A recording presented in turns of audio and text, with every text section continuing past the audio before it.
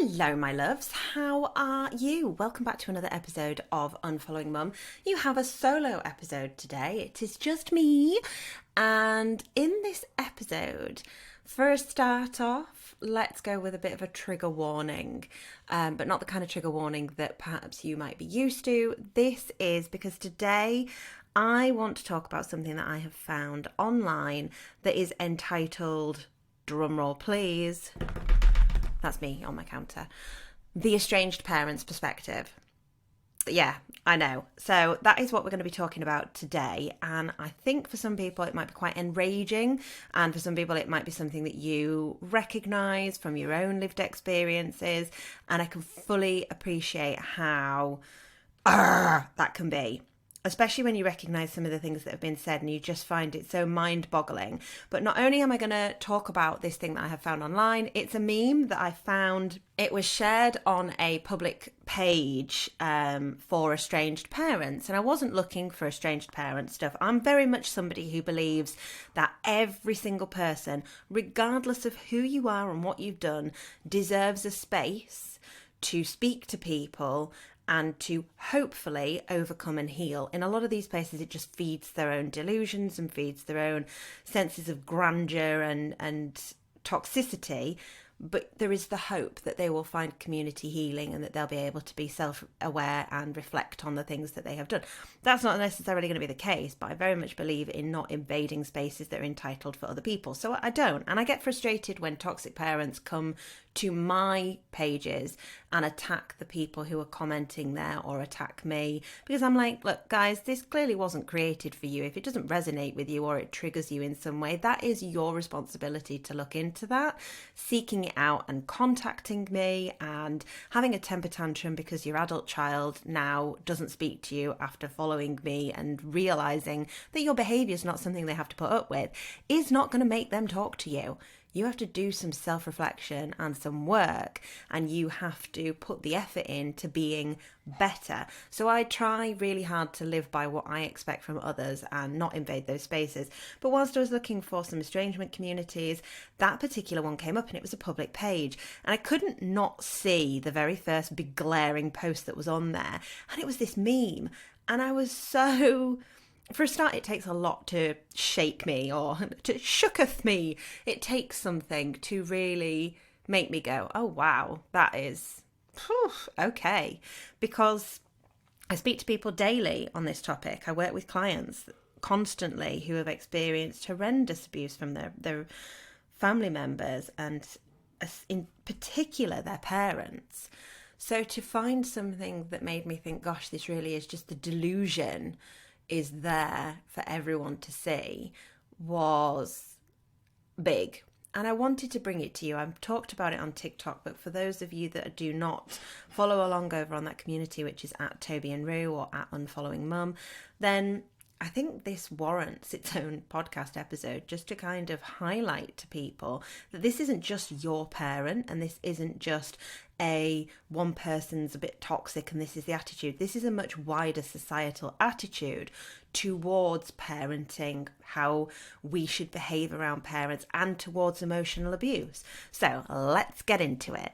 Okay, so I'm going to go point by point on this bad boy, and I think the title itself is The Estranged Parent's Perspective, and it's not going to speak for how every estranged parent thinks, but I am also going to read you some of the comments that were underneath this thing, because it captured me, and I couldn't look away. It was a bit like watching a car crash. I was just baffled by the ignorance and the delusion of grandeur and all of that good stuff. So I'm going to go point by point on it. And the first point here is, adult children are not the ultimate authorities about what happened in their childhood. Now, I find the language that's been used there really telling and really interesting. The ultimate authorities. It speaks to quite a black and white attitude and an unwillingness to bend, and the idea that it's almost like scoffing at the idea that you could be the ultimate authority over one of these parents, over your parent. After all,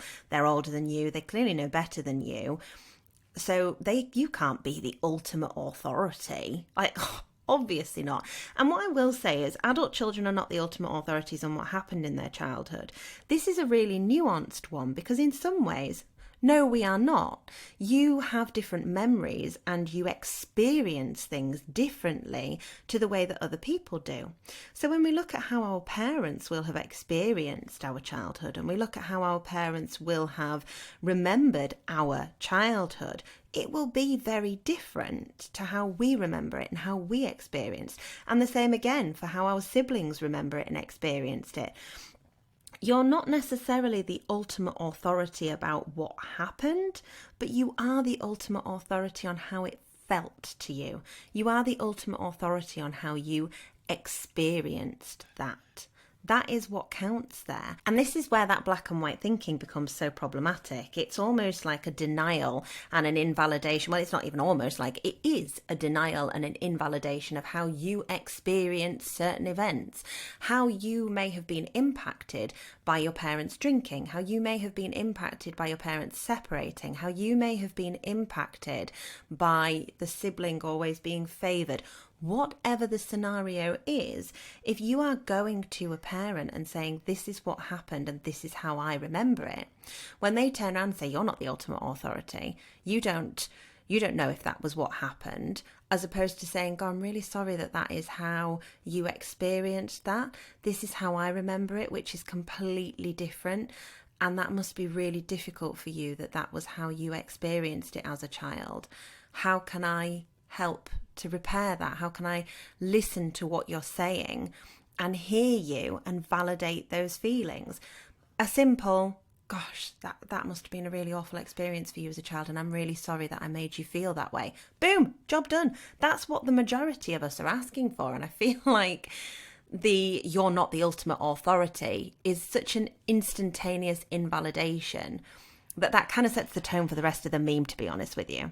Now, this next one was quite interesting. It says, just because you check a few boxes on a survey doesn't mean your parent is a narcissist. And actually, I think that one's pretty fair. And I agree with that. And I quite often will get people say to me, oh, yeah, my parent is bipolar. My parent is a narcissist. My parent is this. And okay, perhaps your parent does have a diagnosis. Perhaps you've experienced enough of these things to be able to come to the conclusion that is how you view that person. But we do have to be careful applying medical diagnoses to people when we don't have the qualifications to do so.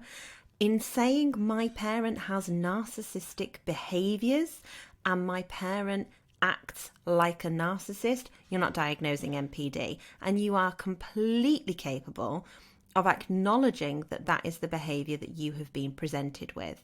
You are completely capable of acknowledging that these are the behaviours you have lived with, grown up with, and these are your experiences, and that's how you feel about their behaviour, because you're not saying they are this particular type of diagnosis. You're saying this is their behaviour. So yes, the nuances in the language, and if you do a survey and it comes back as your parent is a narcissist, or your parent has this, insert mental illness, insert diagnosis here, that can be really problematic for you because it's not giving you the opportunity to flex yourself. It's not giving you the opportunity to work with things. And it can also breed an attitude of empathy, sympathy, making excuses when what you're being faced with is abuse.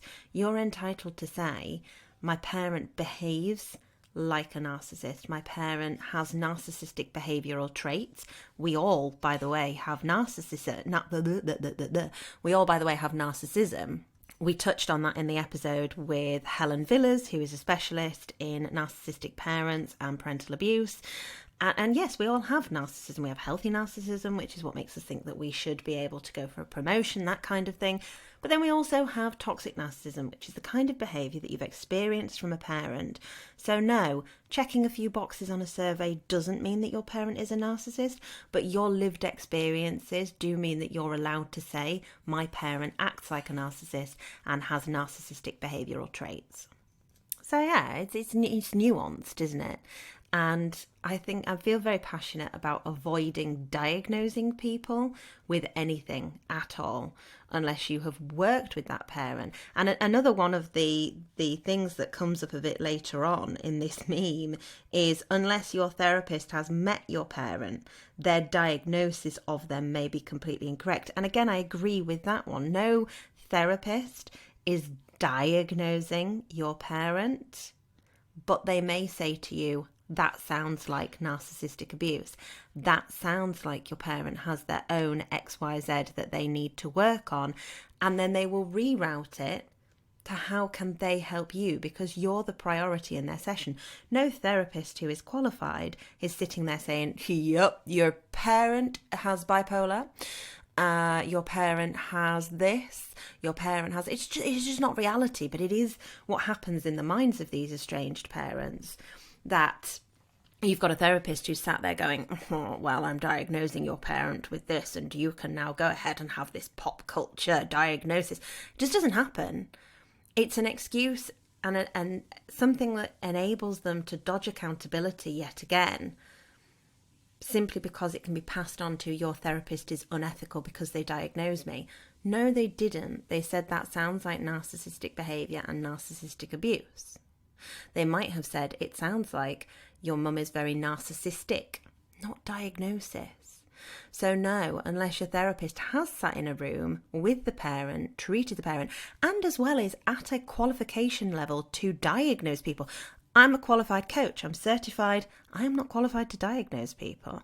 I have some amazing peers and people who I really look up to, who are leagues ahead in the field that I'm currently studying in, which is counselling and therapy. They are qualified therapists, psychotherapists.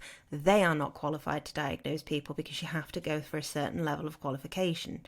So no, therapists might not be qualified to diagnose your parent, but that is not the reality of what's happening when they tell you you are suffering a narcissistic abuse situation. You are being emotionally abused by a parent who appears to have some kind of mental health trauma. And in passing that book, it's just to dodge accountability yet again. Next up was one of my favourites, and I was actually quite surprised to see this so boldly just put, but I don't know why I was, because I hear it all the time. It says, actually, you do owe your parents. And what I would put to you as a parent, and especially if you are an adult child who really struggles with this, of I do owe my parent, they did this, they did everything, they gave up a career, they did... What do you owe your parent for?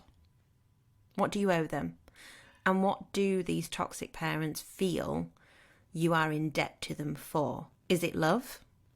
Because should we ever really be in debt for love or kindness or empathy? Should we ever be in debt and owing someone for fulfilling their responsibility? As in putting a roof over your head, feeding you, clothing you, keeping you alive for 18 years, and they're the bare minimum, and I can assure you I speak to so very many people who didn't even experience that. So do we owe our parents for those obligations that they legally are required to fulfill, those responsibilities? It's a legal, never mind moral, responsibility that you undertake when you choose to have children. In what way are you owed for that? And also, what do these parents feel they are owed? What is it? If we quantify it, what is it that you are owed? Are you owed your child's time? Are you owed your child's obedience? Are you owed your adult child's sacrifice of their own family, their own happiness? What is it that you feel owed, and what makes you feel entitled to that? Because when I look at my own kids, what do they owe me? Nothing. You're not in debt to somebody for being raised. You're not in debt to somebody for being loved. You can't be in debt for love. And these parents who shout, actually, you owe your parent, I clothed you, I feed you, they are the same ones who will say, I love you unconditionally. My mum used to say it all the time, I love you unconditionally. whilst then going ahead and putting that big fat condition on it of you owe me. You're somehow in debt to me purely for what? For genetics? For DNA? What what are you in debt for? What are you owing someone for?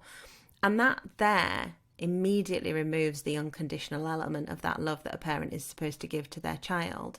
And you can argue until you're blue in the face that you owe some kind of compensation for years of looking after you and that you owe them now looking after them.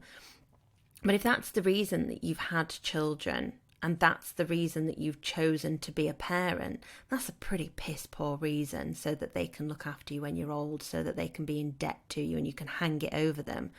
That's a pretty piss poor reason, and that makes you kind of a douche canoe. Now, this next one, I think it's actually a really good example of something called Darvo. Now, I know we've talked about Darvo on the podcast before, but if you haven't heard those episodes and you haven't come across the term, then it is a narcissistic or emotional abuse tactic, and it's actually an acronym that means defensive, attacking, and then reverse victim offender roles. Ignore the roles at the end, but we know that's what we mean. And I think this next one is actually a really good example of Darvo in play, and it's written there for everybody to see. So the next one is estranging an involved grandparent who never abused your child is child abuse and elder abuse. So let's break this down. Estranging an involved grandparent who never abused your child. That in itself is defensive. I never abused a child. And then it goes on to say, is child abuse. Well, from my experience, the one thing that the majority of people who have experienced childhood trauma due to abusive parents, whatever type of abuse they have faced, their biggest fear is that they are like their parent and that they will go on to repeat patterns, not break cycles, and to harm their own children without accountability. It's something that genuinely distresses people because they don't want their children to experience the same things that they did. So that there is child abuse. That's your attack. That's accusing you of the one thing that they know is something that you fear and that you don't want to be associated with. And then, of course, and elder abuse, reversing the role from you being the victim, somebody who has had to make the really difficult decision to essentially orphan themselves and then take their children along for the ride with it in order to protect those children from suffering through the same experience that you had. You're no longer the victim. You're now the offender because you're the abuser. This is elder abuse. So you can see it right there in a great pattern just laid out for you. Estranging an involved grandparent who never abused your child, defensiveness, is child abuse, attack, and elder abuse, reversing the role of victim and offender. And this tactic, let me tell you something. It is so common.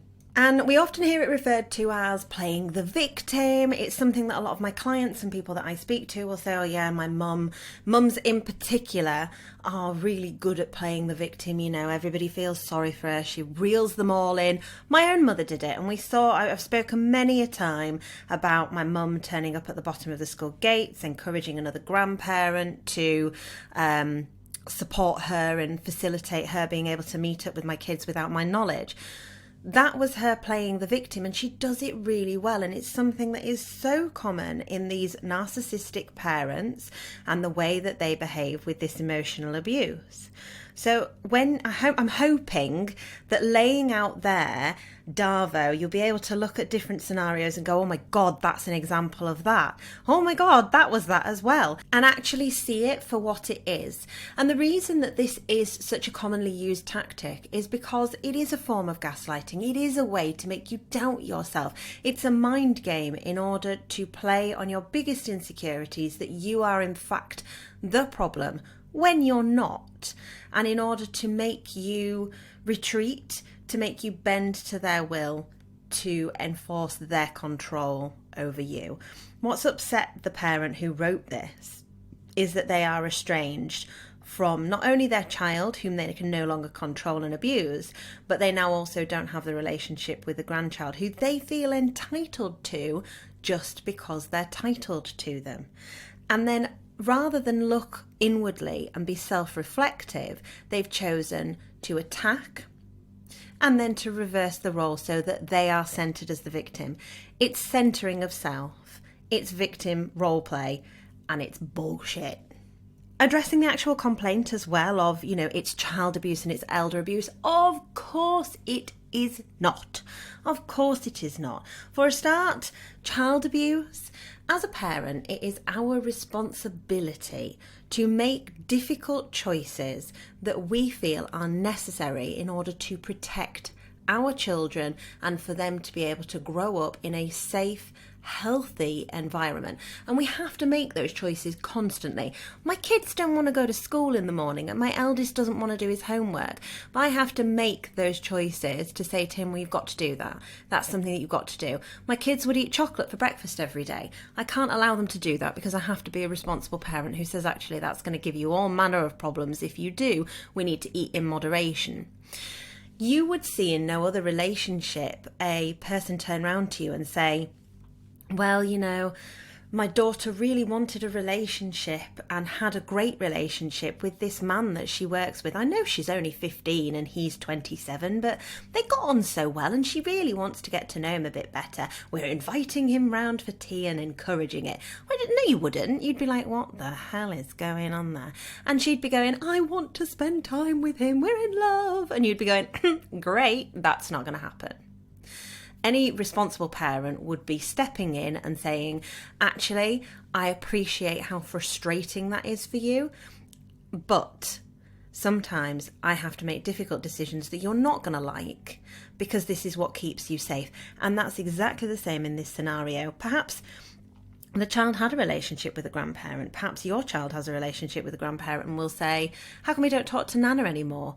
Or how come we don't talk to Granddad anymore? And the reason is you can't trust that person to be around your child and you've made the decision to protect that child. What I do with my own children is talk to them openly, honestly, in an age-appropriate manner without bad-mouthing and say to them, my mum's behaviour towards me was really unkind. I was recognising her doing similar things that she'd done to me when I was a child to Reuben and I wasn't going to tolerate it. Therefore, I've made a really difficult decision to say she's no longer going to be in our lives. And I've not enjoyed making that decision, but that's something that I felt was necessary. As your mum, I'm responsible for that. However, when you get to 18, if you want to have a relationship with her, then that is absolutely your choice because you will be responsible for that relationship, for those choices, for looking out for yourself. But at this moment in time, while I'm responsible for you, it's just not going to happen. And I've spoken to a reasonable amount of people who were the grandchild in that scenario, where their parents had cut off their toxic grandparent, and the amount of problems that they had, not only with their grandparent bad-mouthing the parent, their grandparent trying to create a rift between parent and child, but also subtle things that were impacting their mental health because they were aimed at them and they became the target. It is so common and it's so subtle, even within my own family unit. There were so many things that we didn't know Reuben had experienced with my mum until after we'd cut ties with her and he started to talk and open up about it. And he said to me a few times, there are still things I haven't really told you about Mummy that I don't think I'll ever really do it because I just don't like it and I don't think that she was very nice. Where did that come from? Because it didn't come from us. It came from his own experiences. So no, it's certainly not child abuse to stop your children from having a relationship with someone who doesn't respect you, doesn't honour your boundaries, is likely to badmouth you and has a history of being abusive. And as for elder abuse, I mean, no. I've got nothing, but I'm not even going to dignify it. Fuck off. No, I've got nothing. The next one after that is the unless your therapist has met your parent, their diagnosis may be completely incorrect. I feel like we've addressed that one, and I actually think, yes, I understand that, but, and it goes back to so many other things of where you're dodging that accountability. So I think there is a lot to be said in not diagnosing people that you are not qualified to or that you have not sat with in a therapy capacity. Equally, there's a lot to be said for acknowledging people's behaviour around you and how that impacts you. and not being afraid to use terms like narcissistic behaviour, like emotional immaturity, like codependency, enmeshment. If you are educated on those terms and you can identify that those things have been used against you, you absolutely can use those terms, 100%. Next up, if your spouse requires that you estrange your otherwise good parents, and I'm using air quotations here, and you go along with it, you have a shitty marriage. Two things on this point. If your spouse insists or requires that you estrange your good parents and you go along with it, you don't have a shitty marriage, you have an abusive marriage. Because if your spouse insists or coerces you to cut ties with parents who you have a good relationship with, no good parent would be gloating about that afterwards. And I had this a few weeks ago. Somebody had sent a comment on TikTok and she was actually really offended and let me know quite sternly, shall we say, that she was mortally offended by my response and thought that I was heartless. But the comment that she'd left was, my son didn't like that I pointed out that his girlfriend was abusive, and now she's punched him in the face and he's had to leave her. He cut me off, so now he's all alone. I mean, so I pointed out to her, it certainly doesn't sound like the only reason he'd cut her off was because the abusive girlfriend had demanded it. But not only that, the smugness in that comment of, and now he's all alone, and she'd even use the emoji where it's like, you know, you put your hands up and it's like, oh, whatever, or I don't know. And perhaps she'd misused that emoji, so the tone was off. But I don't believe so for a second. I think that's just me being overly gracious. But the smugness was very telling of what type of parent she was. Because let's be frank here, the undertone of what she was saying was, he cut me off and now he's all alone, ha ha ha, he deserves it, he's reaping what he's sowing. And even if you might feel slightly vindicated in the I told you so, when it comes to your child being abused, in what possible reality are you smug about that? And I went on to point out that quite often when we've had abusive parents growing up, that feels like home, that discomfort, that stress, that fight or flight response that you're constantly stuck in. So we subconsciously seek out what we know, which is why it's so common for people who have received narcissistic abuse from parents to end up marrying, dating, whatever, narcissistic people who then go on to abuse them as well. And I did point this out, and she, like I say, was mortally offended and backtracked very quickly, but her original comment spoke volumes. It was like a told you so I told him, and now he's reaped what he's sown. And that's what this reads like to me. If your spouse requires that you estrange your otherwise good parents and go along with it, you have a shitty marriage. No, you don't. If that was actually the reality of what had happened in this scenario, that is an abusive marriage.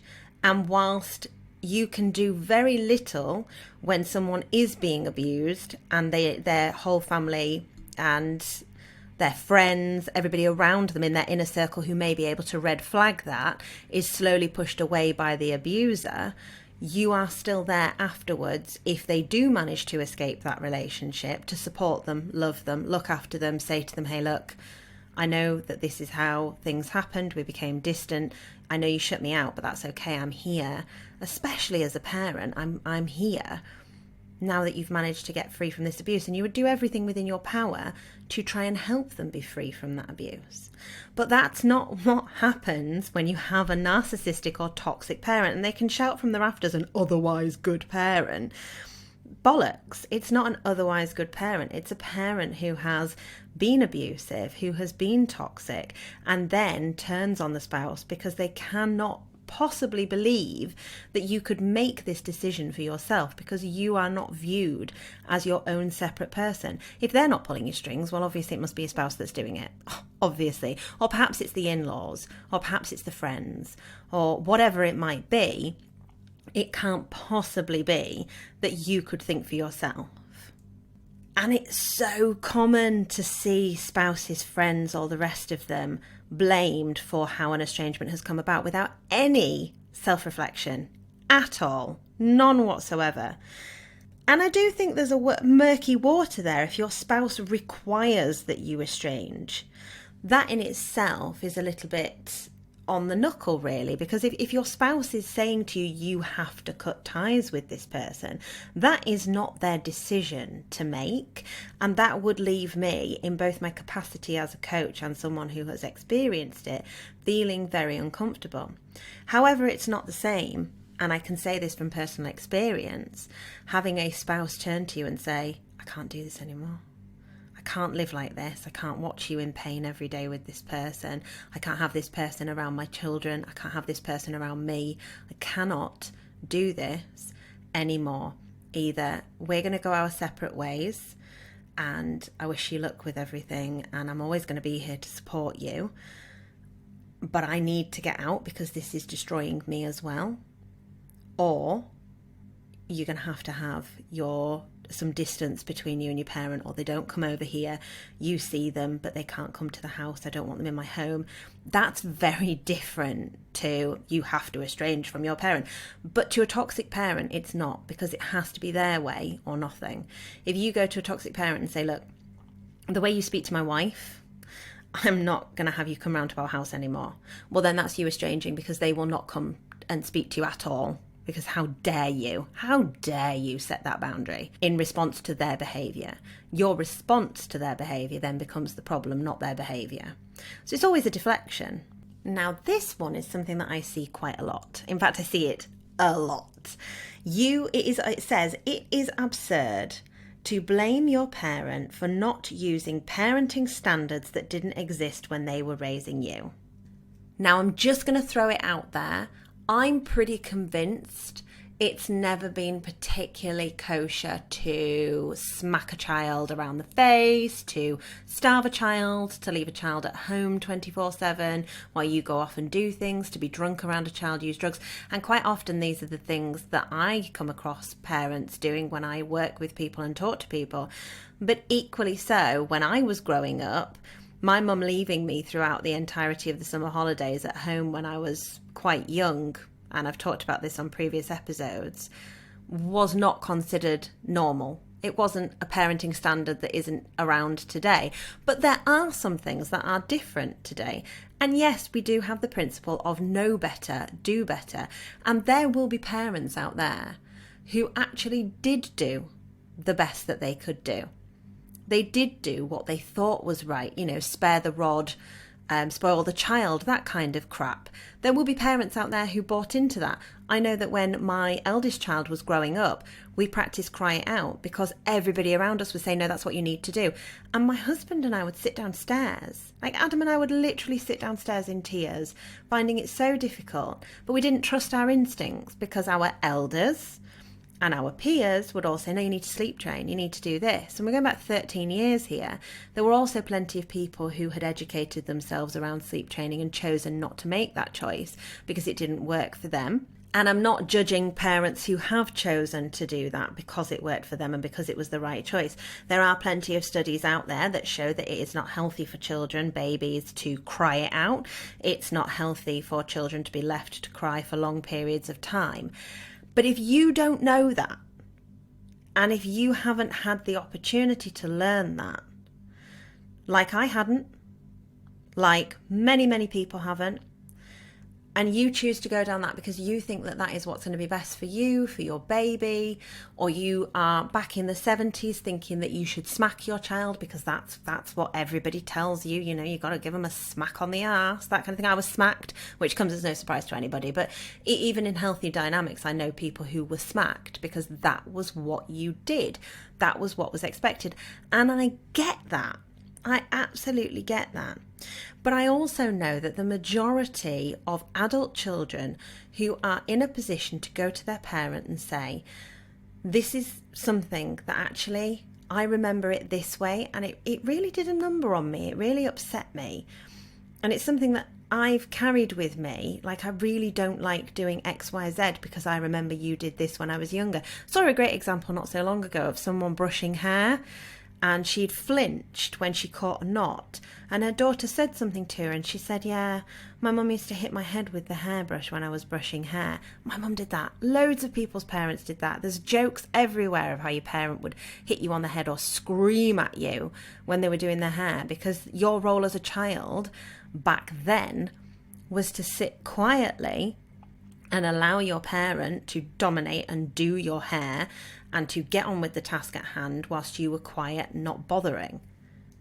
And this parent did something that anybody who has had these experiences, no matter how big or small, is actively seeking out. She turned to her daughter and she said, and I used to do that to you. And God, I remember brushing your hair and screaming at you. That poor child, I'm so sorry I did that to you. I really thought that, that was the way you did it, because that was how I was treated when I was little. And God, that poor little girl, I'm really sorry that was what I did. I didn't know better. And took accountability for it and validated. And her daughter was like, oh, Mum, it's okay.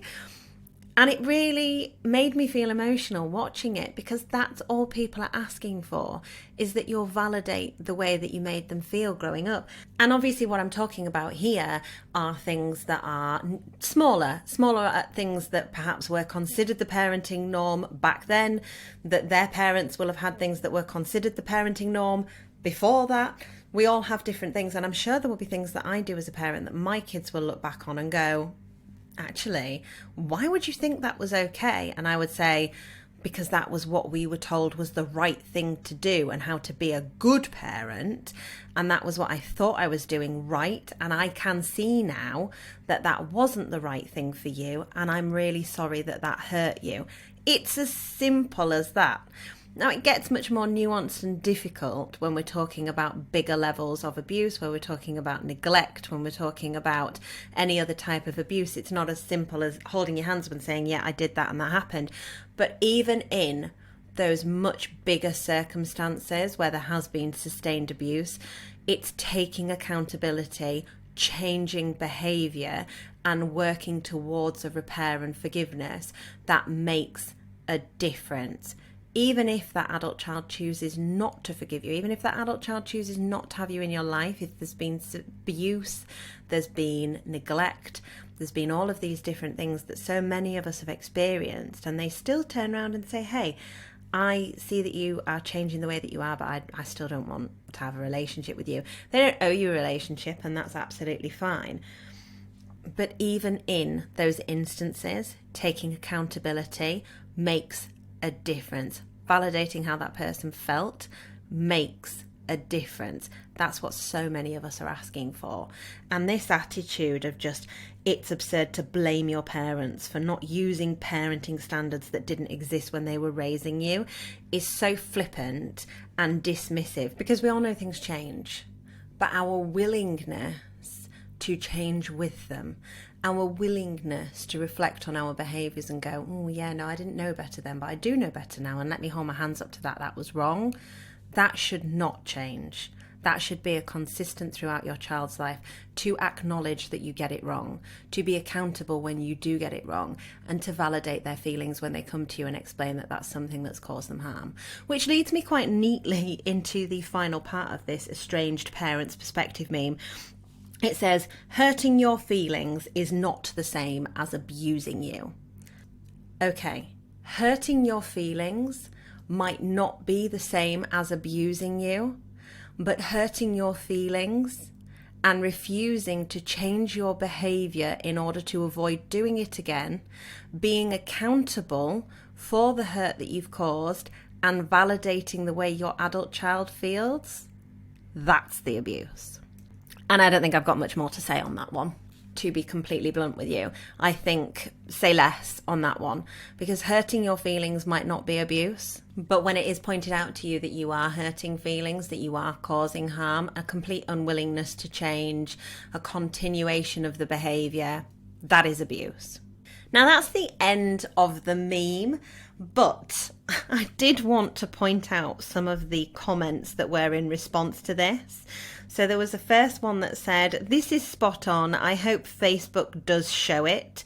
to my kids. They need to know that we are smart enough to figure them out. We did raise them after all. They aren't fooling anyone. And that in particular made me smile because it goes back to that, I know you better than you know yourself. No, you don't. You don't know me at all. You don't know me at all. Not slightly. What you know is the version of me that you've abused for years. What you know is the version of me that you want me to be. You don't know me because you never took the time to get to know me. You never allowed me to become the person that I could be, the person that I might want to be, to explore who I might want to be, because you were too busy moulding me and crafting me into what you wanted me to be and who you wanted me to be, what suited your needs, what suited your ideas of what a good daughter would be or a good son. You don't know me at all. And that's exactly how that read to me as, I know you better than you know yourself. And that's such a common phrase that's used. And another one said, many times all we can do is turn them over to God in prayer and go on with our lives searching for peace and joy where we can find it. And if I had a penny for every toxic parent who tried to use God as an excuse or prayer or whatever to alleviate their own guilt, and this is something that we see quite commonly in all types of abusers and in all types of people who have caused harm, that they turn to God because that somehow absolves them from accepting the real responsibility which is on their shoulders. And that's difficult. That is difficult.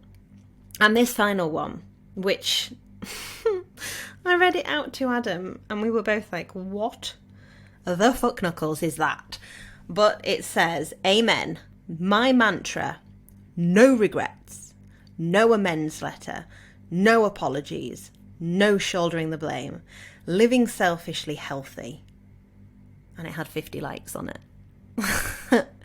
No regrets, no amends, no apologies, no shouldering the blame, living selfishly healthy.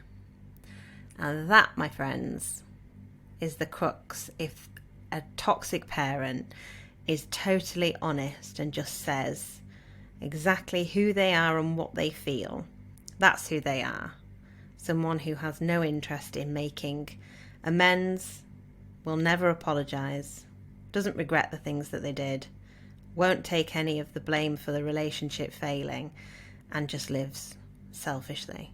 I think she's been a bit optimistic with healthy, because that doesn't sound particularly healthy to me. But I do think that summarises quite neatly exactly how these people behave and exactly what this episode has been about. It's not you. It's definitely your parent. And you have every right to protect your peace. No one is entitled to you just because they're entitled to you. I think I'm going to have to get that tattooed on me at some point because I say it every day. Like if I had a quote, no one is entitled to you just because they're entitled to you, I think that would be my quote. Every day I say it, and I hope that you hear my voice if you have a toxic parent who's trying to squash your boundaries or trying to stamp their authority over you, saying to you, these people are not entitled to you because they are entitled to you. You deserve better, and you do not have to let them treat you however they want to treat you, because at the end of the day, there will be no regrets. There will be no amends letter, and even if there is, it's to what end? There will be no apologies that are sincere or meant. They will not shoulder the blame, and they will continue to live selfishly and sap your health to maintain a fictitious health for themselves. Speak to you again next week, guys.